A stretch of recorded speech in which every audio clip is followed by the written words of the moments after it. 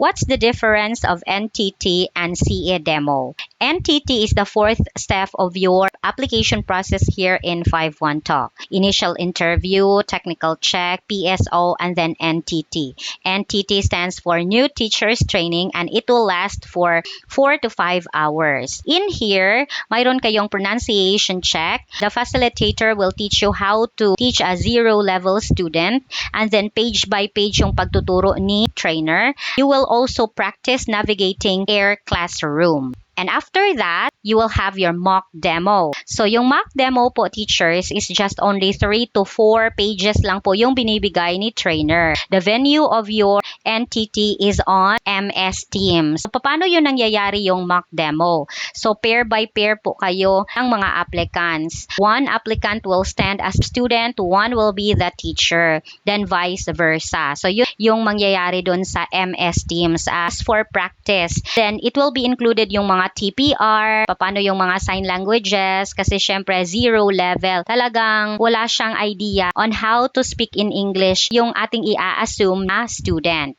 So, pass or fail pa rin dito sa NTT. So, if napansin ni trainer that you have weaknesses on the pronunciation, tapos hindi mo talaga kakayanin ang pagtuturo ng zero level student, then of course you will fail the training. So, if you pass the training, doon na kayo sa CE Demo. Sa CE Demo naman, Chinese evaluator na po yung magwi-witness ng inyong teaching demonstration. The venue of CE Demo is in Air Classroom. So your CE, the Chinese evaluator, will stand as your student. So all the pages will be taught in CE Demo. Pero mayroong ibang mga Chinese evaluator na pinipili lang niya yung mga pages. It will take only 15 to 20 minutes lang po yung CE Demo. Right after that, kung may napansin si Chinese evaluator na weakness nyo naman sa pronunciation, so mayroon siyang ipapabasa. After that is mayroon siyang itatanong na mga rules and regulations or policies of 5-1 Talk na dapat talagang masagot ng tama 100%.